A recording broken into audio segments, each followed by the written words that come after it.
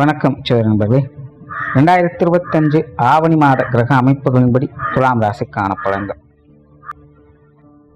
இந்த ஆவணி மாதத்தில் சூரியனானது சிம்ம ராசியில் ஆட்சி நிலையை பற்றி கேதுவோடு சேர்ந்து சஞ்சாரம் செஞ்சுட்டு வரும். மாதத்தின் பிற்பகுதியில் புதன் மற்றும் சுக்கிரனுடைய சேர்க்கையும் இருக்கும்.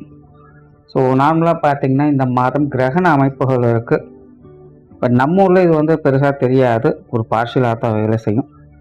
பட் நார்மலாகவே இந்த கிரகண அமைப்புகள் இருக்கக்கூடிய அந்த காலகட்டம் என்பது ஜென்ரலாகவே எல்லா விஷயங்களும் கொஞ்சம் மந்தமாகத்தான் இருக்கும். குறிப்பாக இந்த மாதம் அரசியல் மற்றும் அரசாங்கம் சார்ந்த விஷயங்கள், நிதிநிலை சார்ந்த விஷயங்கள், என்டர்டெயின்மெண்ட், மீடியா போன்ற விஷயங்கள்லாம் பார்த்தீங்கன்னா இந்த காலகட்டங்களில் அதிக பேசுபொருளாக இருக்கும். பட் அதெல்லாமே ஒரு நெகட்டிவான ஷேரில் பேசுபொருளாக இருக்கும். அதாவது பொதுவான வகையில் மக்கள் விரும்பத்தகாத வகையில் இந்த விஷயங்கள்லாம் கொஞ்சம் சங்கடத்தோடு பேசுபொருளாக இருக்கும்.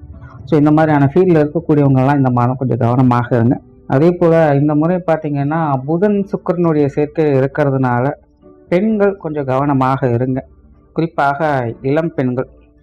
அதாவது இந்த மாதிரியான கிரகண அமைப்புகள் வரும்பொழுது பெரும்பாலும் இந்த உயிரினங்களுக்கு செக்ஸுவல் ப்ரெஷர் அதிகமாகும். இந்த மாதிரியான விஷயங்களில் கொஞ்சம் சைக்கோத்தனமாக நடந்துப்பாங்க.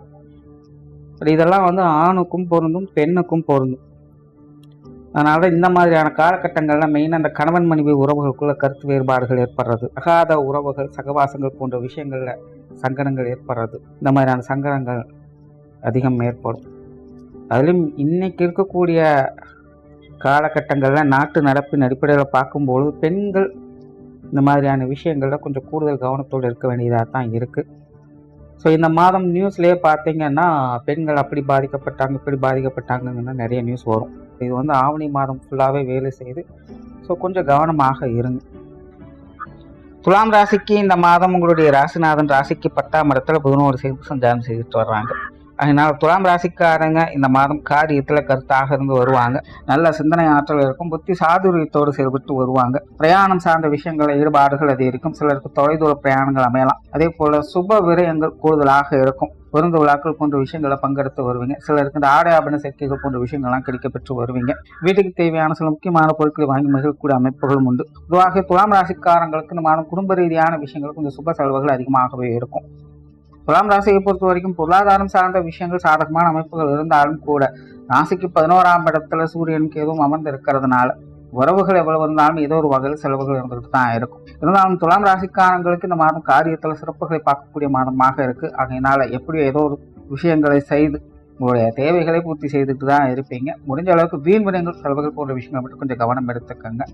தொழில், வேலை, உத்தியோகம் சார்ந்த விஷயங்கள் இந்த மாதம் சாதகமாக இருக்கும். குறிப்பாக சுயத்தொழில் செய்யக்கூடியவங்களுக்கு இந்த மாதம் சிறப்பாகவே இருக்கும். நல்ல சிந்தனை ஆற்றல் இருக்கும். பொருளாதாரம் சார்ந்த விஷயங்கள், கொடுக்கல் வாங்க விஷயங்களில் ஈடுபட்டு வருவீங்க. கலைத்துறையினருக்கு இந்த மாதம் ரொம்பவுமே சிறப்பாக இருக்கு. சிலருக்கு எதிர்பாராத ஆதாய அனுகூலங்கள் போன்ற விஷயங்களும் கிடைக்கப்பெற்று வருவீங்க. வெளியூர் மற்றும் வெளிநாடு சம்பந்தப்பட்ட விஷயங்கள் சாதகமாக இருக்கும். சொத்து சுகங்கள் மற்றும் வாகன ரீதியான விஷயங்கள் அளவான அமைப்புகள் இருக்கும். மாணவர்களுக்கு கல்வி மற்றும் வித்தை சார்ந்த விஷயங்களும் அப்படித்தான். மாணவர்களுக்கு சின்ன சின்ன விஷயங்களும் கொஞ்சம் கவனக்குறைவுகள் இருக்கலாம். கல்வி வித்தைகளில் கொஞ்சம் முயற்சி எடுக்க வேண்டியது அவசியமாக இருக்கும். மெயினாக மாணவர்களுக்கு பொழுதுபோக்கு விஷயங்கள் தான் இன்ட்ரெஸ்ட் அதிகரிக்கும். என்னால் முடிஞ்ச அளவுக்கு மாணவர்களுக்கு கொஞ்சம் சிரத்தையோடு இருக்கிறது நல்லது. பொது விஷயங்கள், காரியங்கள், ஈடுபாடுகள் சற்று குறைவாகவே இருக்கும். பெரும்பாலும் துலாம் ராசிக்காரங்களுக்கு மற்றவங்க வகையில் கொஞ்சம் செலவுகள், விரயங்கள் அதிகரிக்கலாம். முடிஞ்ச அளவுக்கு வீண் வாக்குவாதங்களை தவிர்த்துக்கிறது. நீங்க சும்மா இருந்தாலும் கூட இருக்கிறவங்க ஏதோ ஒரு விஷயங்களை பேசி டென்ஷன் ஆகிட்டே இருப்பாங்க. அதனால் இது போன்ற விஷயங்களை கொஞ்சம் பட்டுமிடாமல் இருக்கிறது நல்லது. உடல்நலம் சார்ந்த விஷயங்கள் கொஞ்சம் சாதகமாகவே இருக்கும். உற்றார் உறவினர்கள், நண்பர்கள் வகையில் சாதகமான அமைப்புகள் உண்டு. ஓராளா துலாம் ராசியை பொறுத்த வரைக்கும் இந்த மாதம் காரிய ரீதியான விஷயங்களை சாதகமான அமைப்புகளை பார்த்து வருவீங்க. வீண் விரயங்கள், செலவுகள் போன்ற விஷயங்கள் மட்டும் கொஞ்சம் கவனம் எடுத்துக்கங்க. நன்றி, வணக்கம், வாழ்க வளமுடன்.